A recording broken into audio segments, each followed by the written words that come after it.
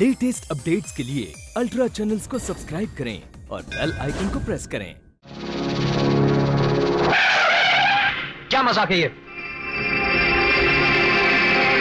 अभी इस मजाक से तुम्हें कोई खास नुकसान नहीं पहुंचा है। नुकसान तो आगे उठा जाओगे तुम। क्या मतलब? तुम अभी जिस लड़की के साथ थे उससे अपने रास्ते अलग कर लो। यह इश्क तुम्हारी सेहत के लिए ठीक नहीं है। लेकिन आप ये नेक सलाह देने वाले होते कौन हैं? मुंह संभाल के बात कर। जानता नहीं है क्या साहब को? हाँ जानता हूँ, ये इस शहर की बहुत बड़ी हस्ती है, जानता हूँ। जानते हो तो ये बात भी जान लो कि अगर तुमने उस लड़की से दोबारा मिलने की कोशिश की। एक मिनट। माना कि आप इस शहर की तोप हैं, बहुत इज्जत है आपकी यहाँ, शायद कुछ लोग आपसे यहाँ डरते भी होंगे, लेकिन हम जरा प्राणी दूसरे किस्म के हैं। धमकी का अंदाज हमें पसंद नहीं। पहले तो आप ये बताइए कि आपका हनी के साथ रिश्ता क्या है? तेरी औकात क्या है मुझसे इस तरह का सवाल करने की? के साहब, दामन देखकर हाथ डाला कीजिए। विजय सक्सेना नाम है मेरा। एक शरारा ही जंगल को जला देता है। नादा है तू जो शोले को हवा देता है।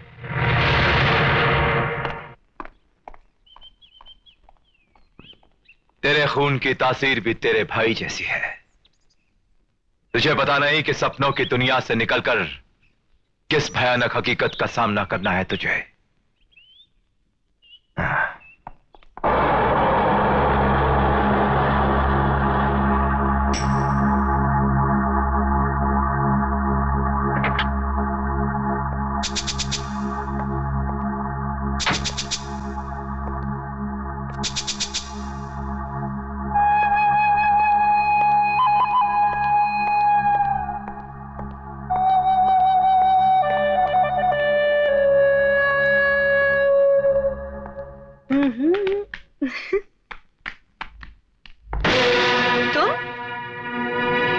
तुम यहाँ? क्या चाहिए तुम्हें? खुशी हुई ये देखकर कि तुम ऐश और आराम की जिंदगी जी रही हो। लेकिन मामा ने इतना माल बना कैसे लिया? किसकी गर्दन पे छुरी रखी? कौन सा बैंक लूटा? तुम यहाँ आए क्यों हो? चले जाओ यहाँ से, जाओ। मैं तुझे एक बात से आगाह करने आया हूं कि तू उस प्रोफेसर के भाई के साथ अपना रिश्ता काट ले। रिश्ता तो मैं तुमसे काट चुकी हूँ। मुझ पर हुक्म चलाने वाले तुम होते कौन हो?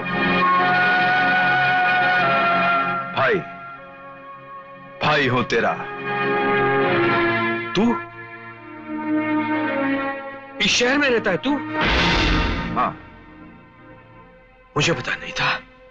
मैं तो तेरे साए तक से हनी को दूर रखना चाहता हूं। हाँ, मौत का साया हूं मैं, जेल का भगोड़ा और जल्लाद भी, मगर इसका भाई भी मैं ही हूं। हाँ? ये जिस लड़के से अपनी जिंदगी के सपने जोड़ने जा रही है वो मेरे दुश्मन का भाई है।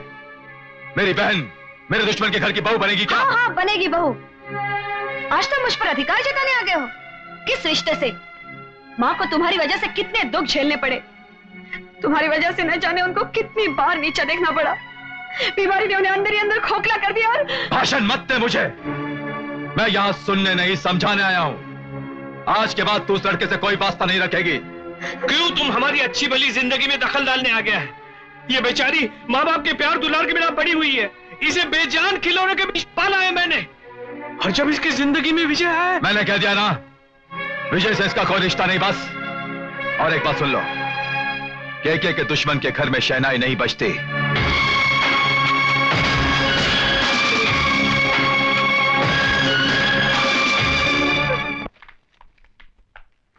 अरे विजय, ये ले, पूरे 2 लाख हैं। घनश्याम जी की दुकान पे जाना, जेवर तैयार हो गए होंगे। जी भाभी। अच्छा सुन, जेवर लेके सीधा घर ही आना। घर की इज्जत की बात है। तुझे तो पता है भैया ने कितनी मुश्किल से पैसे जुटाए हैं। मुझे पता है भाभी, चलता हूँ। जल्दी आना।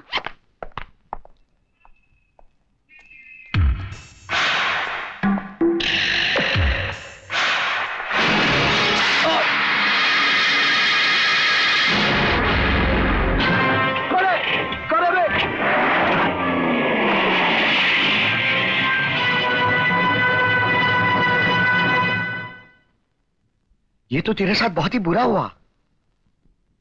हम कसम, अगर मेरी हैसियत 2 लाख की होती तो मैं यूं उठाकर दे देता। मुझे कुछ समझ में नहीं आ रहा। भैया इतने कम वक्त में रुपयों का इंतजाम करेंगे भी तो कहां से? हाँ, ये बात भी ठीक है। तुम्हारा घर भी तो किराए का है। एक काम कर, तू पार्टी देख, मैं ये क्लब गिरवी रख देता हूं। नहीं बाबू भाई, तुमने इतना कह दिया काफी है। तो मैं क्या करूं? यह घर की इज्जत का सवाल है। अगर कहीं ये शादी रुक गई ना तो अनर्थ हो जाएगा। पहले तेरे भैया को एक अटैक पड़ चुका है।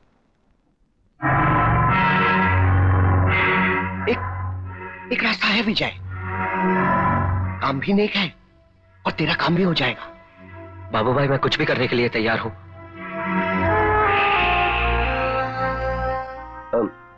किसी का खून करना है। बाबू भाई तुम्हारा दिमाग खराब हो गया? तुमने सोचा मैं इतना नीच हूं?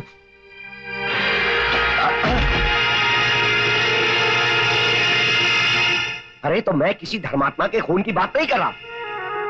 वो नारू है ना, उसी को मरवाने की सुपारी निकली है। कुट्टी ने 5 लाख का डिमांड किया पार्टी से। अपन 3 लाख में पटा सकते हैं। तेरी बहन की शादी भी निपट जाएगी और मैं भी अपने छोटे मोटे खर्चे निपटा लूंगा। हाँ मगर किसी का खून? अब ज्यादा मत सोच। नारू एक राक्षस है, लोगों की जिंदगी से खेलना पेशा है उसका। एक पूरे कमजोर आदमी को मारकर उसके घर पे कब्जा करके उधर से मौत का धंधा करता है वो। पुलिस कोर्ट कहीं पर उसके खिलाफ कोई सुनवाई नहीं हो सकती। अगर कुट्टी ने कहीं सुपारी ले ली। लेकिन बाबू भाई मुझसे खून नहीं होगा। देख जल्दी कर, नारू को मारकर इस शहर का उद्धार करेगा। तू कुछ मत सोच। नारू जैसे रावण के अंत के लिए हर युग में राम का जन्म होता है, तू राम बन जा। नहीं, ये मुझसे नहीं होगा। होगा, राम कसम जरूर होगा।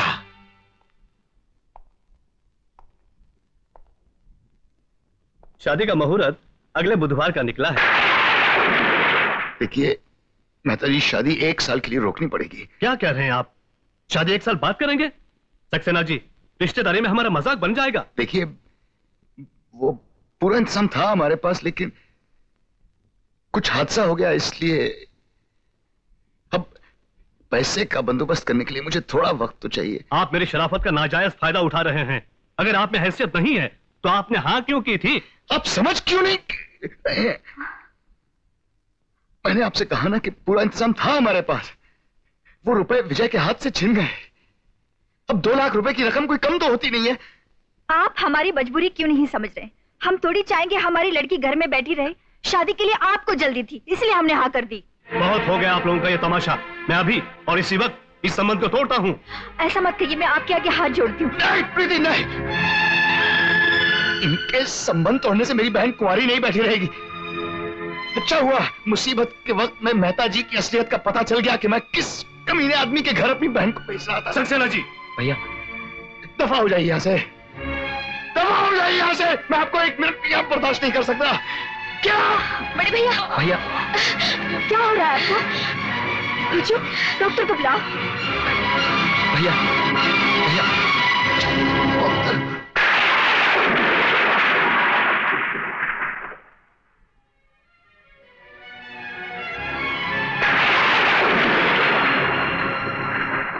सुमन, बिजू आया था?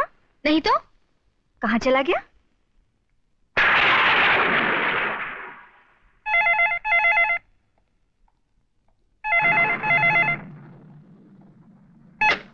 हेलो,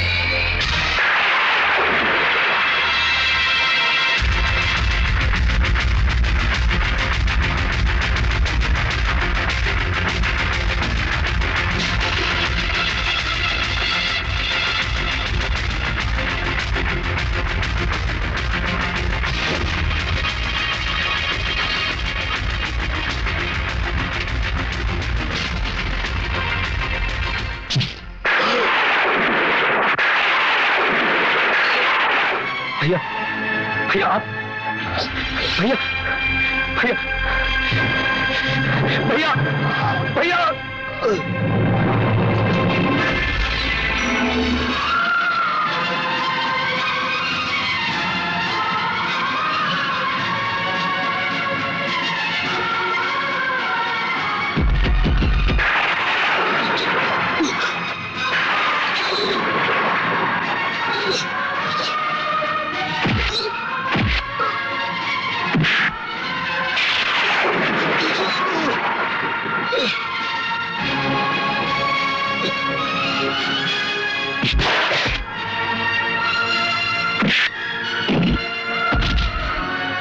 धोखेबाज बाबूराव!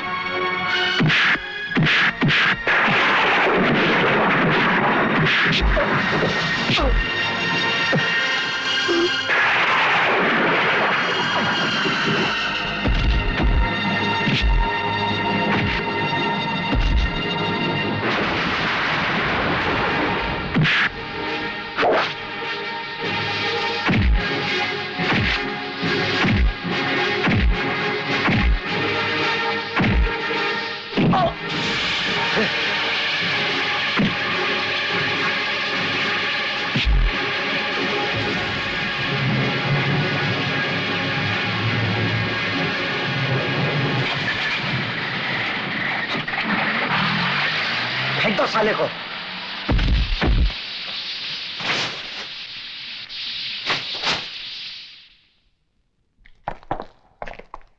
बस मुझे ये बताओ कि उसने अपनी आंखों से विजय को देखा या नहीं? बिल्कुल देखा के भाई, बिजली की कौंध में लपालप चेहरा देखा अपने दुलारे भाई का। वाह बाबूराम वाह। तो वो नारू खत्म हो गया जो कभी पैदा ही नहीं हुआ था। बस यही चाहता था मैं कि प्रोफेसर खुद अपने पर वार करते हुए अपने भाई को अपनी आंखों से देखे। अब अगर विजय जिंदा बच भी गया तो फांसी के फंदे से नहीं बच सकेगा।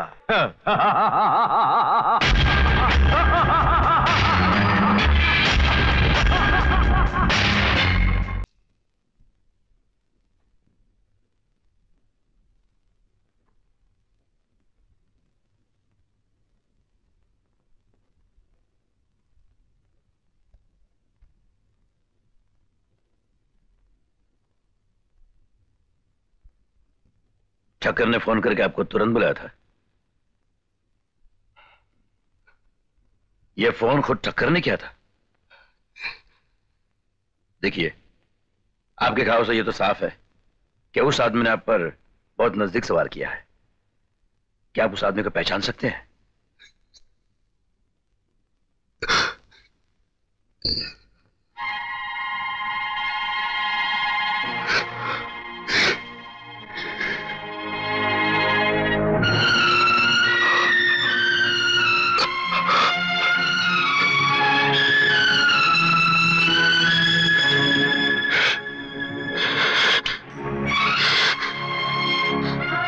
आपको ये कुछ बोल नहीं पा रहे हैं? आप कुछ बोल नहीं पा रहे हैं? बोलिए ना।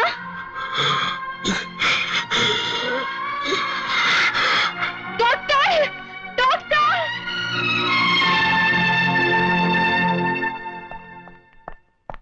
भाभी, भैया। डॉक्टर साहब कैसे हैं वो? क्या हुआ उनको? ठीक तो है ना वो? घबराइए नहीं, उस किस्म का कोई खतरा नहीं। मगर वो बोल क्यों नहीं पा रहे हैं? मिस्टर निर्भय बोलने की ताकत खो चुके हैं।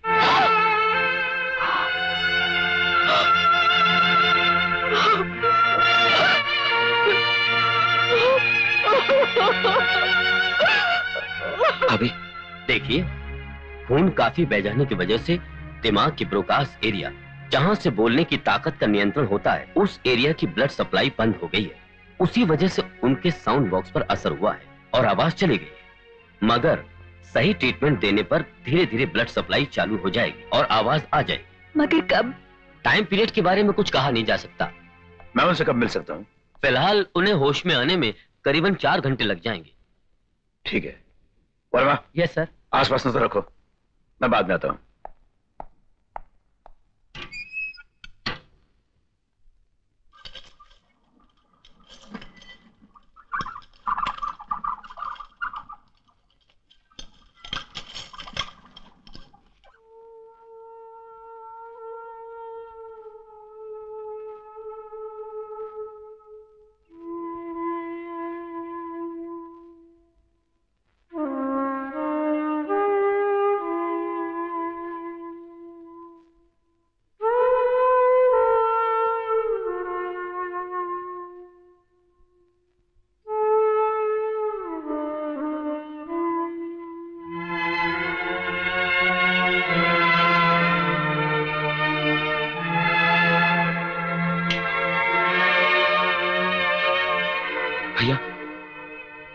भैया ये सब साजिश है किसी की।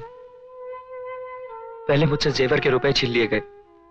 मैंने बहुत ढूंढा उस आदमी को, लेकिन उसका कुछ पता नहीं चला। ये बात मैं आपको कैसे बताता। घर की इज्जत दांव पर लग गई थी। शायद उसे बचाने के लिए आपको किसी के सामने सर झुकाना पड़ता। मुझे कुछ सुझाई नहीं दे रहा था। पैसे के लिए मैं कुछ भी कर गुजरने को तैयार था, और किसी ने इन्हीं हालात और बेबसी का फायदा उठाया। धोखे से मेरे हाथों आपको बर्बादे की कोशिश की किसी ने, और मैंने ये क्या किया।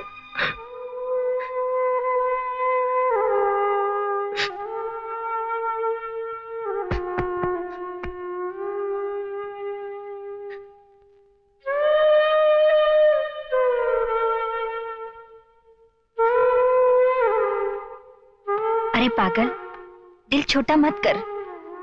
तेरे भैया की आवाज हमेशा के लिए थोड़ी गई है। डॉक्टर ने कहा है धीरे धीरे आवाज आ जाएगी। भाभी,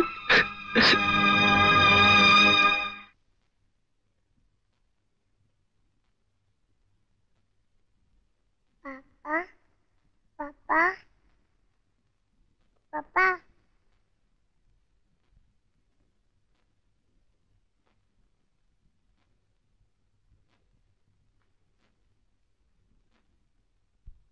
पापा मैंने होमवर्क भी कर लिया है और दूध भी पी लिया है, और मम्मी को तंग भी नहीं करती। बोलिए ना पापा, हमसे बात कीजिए ना पापा। पापा मैं आपकी हर बात मानूंगी।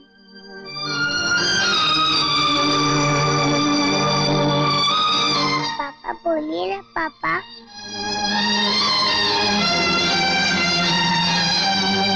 बोलिए ना पापा, आप मुझसे बात कीजिए ना। मम्मी पापा क्या सबसे नाराज है? नहीं बेटे,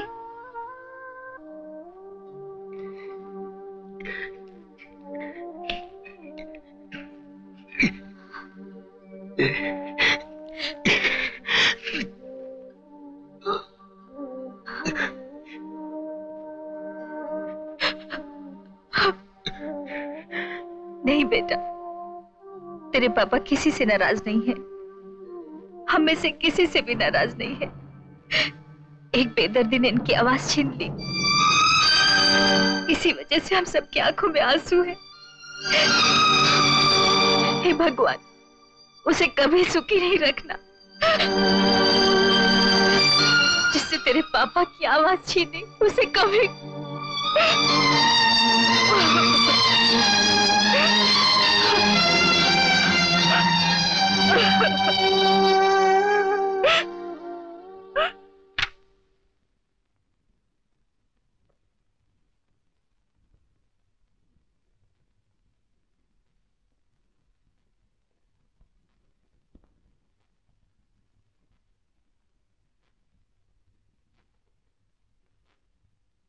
पुरानी रोशनी में और नई में फर्क इतना है, उसे कश्ती नहीं मिलती, इसे साहिल नहीं मिलता।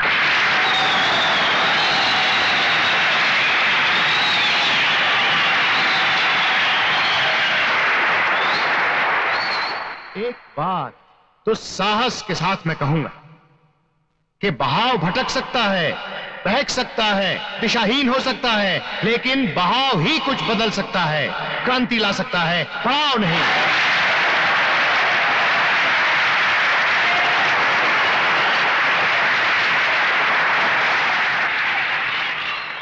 अपनी जमीन, अपना आकाश पैदा कर, अपना अलग एक नया इतिहास पैदा कर। मांगने से जिंदगी कब मिलती है दोस्त, अपने हर कदम में एक नया विश्वास पैदा कर।